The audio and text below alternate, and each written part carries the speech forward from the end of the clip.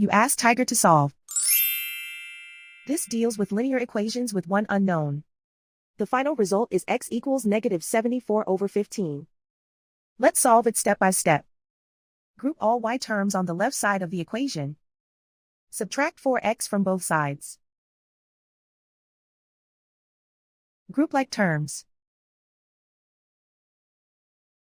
Simplify the arithmetic. Group like terms. Simplify the arithmetic. Group all constants on the right side of the equation. Add 14 to both sides. Simplify the arithmetic. Convert the integer into a fraction. Combine the fractions.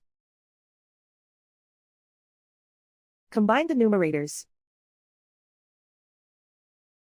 Isolate the y. Divide both sides by -3. Cancel out the negatives. Simplify the fraction. Simplify the arithmetic.